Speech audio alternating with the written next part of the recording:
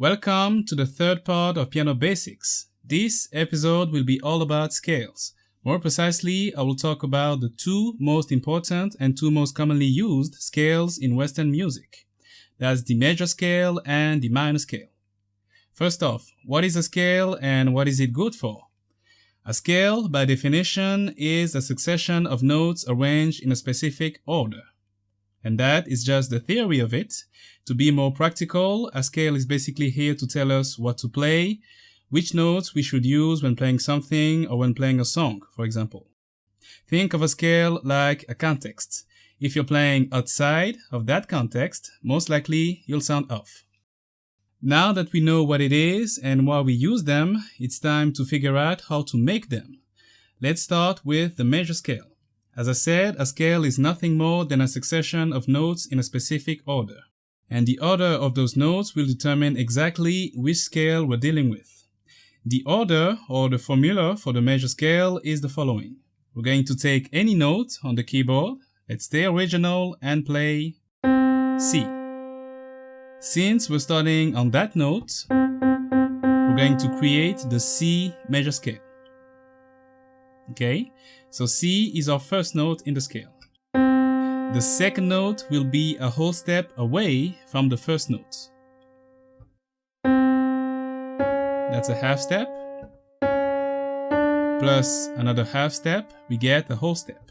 So the second note in the scale of C major is D. Then still going up by a whole step. The third note is E. From here we're going to go up by one half step and land on F. Then from that one, go up by one whole step. You have G. Go up again, one whole step. You have A. And then again go up by one whole step. And now we're on B, the seventh note in the scale and also the last one, because after that we're going to go up by one half step, landing back on C. And as you know, the notes will repeat themselves after that, so we finished our major scale. It has 7 notes in total.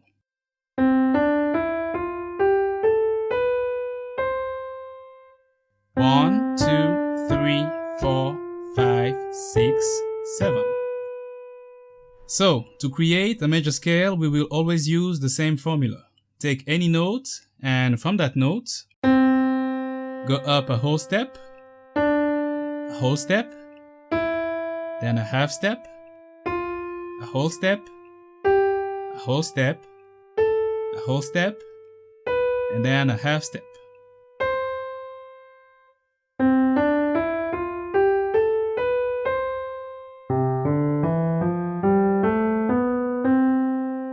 That's what the major scale sounds like. Let's take another note. Let's play F. And apply the same formula. We're going to go up by a whole step, then a half step. We have this one, A sharp or B flat. Then going up a whole step.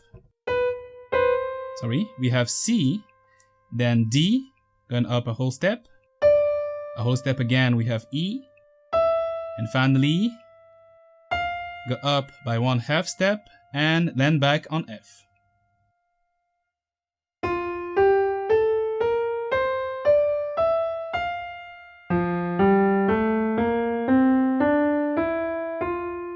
That's the F major scale. And you might have noticed that the F major scale and the C major scale kind of have the same sound.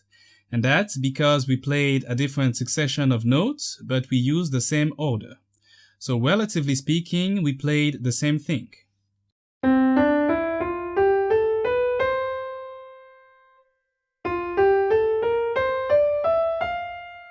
The only difference between the two is just that F is higher in pitch than C.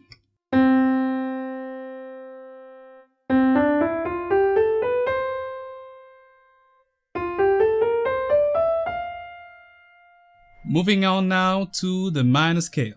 Just like the major scale, we're going to use a specific formula to create that scale. And for the minor scale, we have this formula. We're going to take one note. That will be our first note in the scale. I'm playing A, so we're going to create the A minor scale. So that's our first note. From that one, go up a whole step. You have B. Now go up 1/2 step. You have C. Go up a whole step. From D, go up again by 1 whole step. You have E. Then, going up by 1/2 step, you're going to land on F.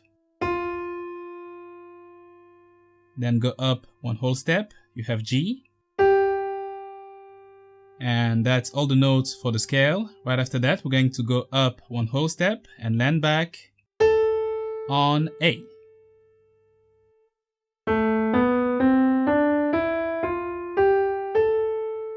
That's the A minor scale.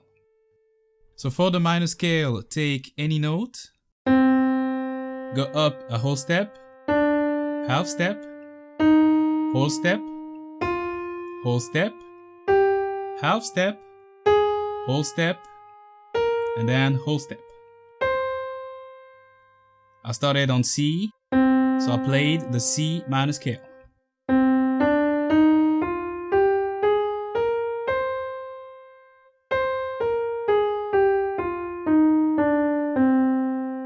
By the way, you can access and download the PDFs for all the parts of the Piano Basics series.